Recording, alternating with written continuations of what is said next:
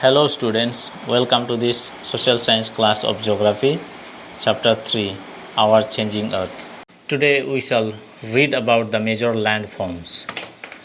The landscape is being continuously worn away by two processes, weathering and erosion. So, the definition of weathering is the breaking up of the rocks on the Earth's surface. So, by the word weathering, you can figure it out that it has something to do with the change in weather.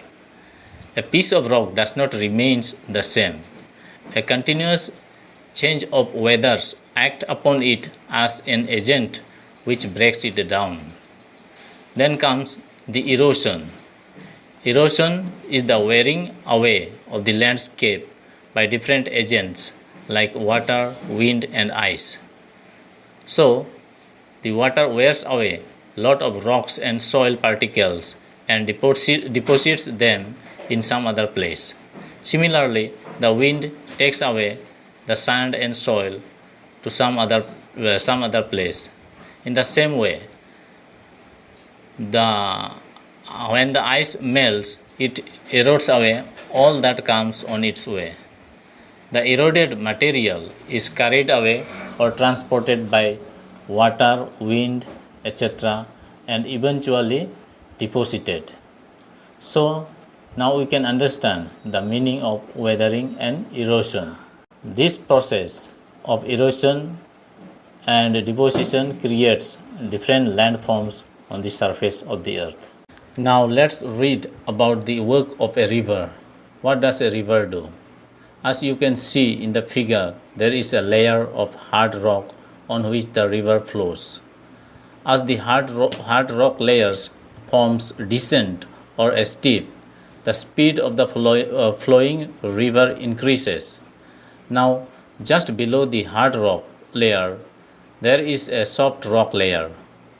When the water finally falls, then there is an undercutting in the soft rock layer, that is under the hard rock layer, due to which the river water falls perpendicular to the ground, forming a plunge pool.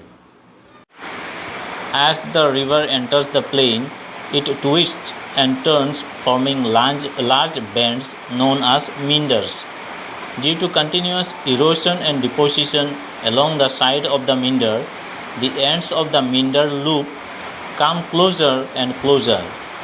In due course of time, the meander loop cuts off from the river and forms a cut-off lake, also called an oxbow lake.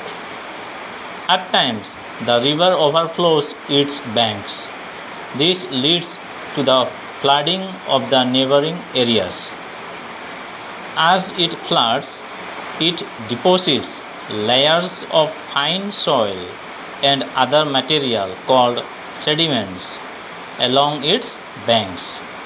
This leads to the formation of a flat, fertile floodplain. The raised banks are called levees. As the river approaches the sea, the speed of the flowing water decreases and the river begins to break up into a number of streams called distributaries, as you can see in the figure 3.6. The river becomes so slow that it begins to deposit its load. Each distributary forms its own mouth. The collection of sediments from all the mouths forms a delta.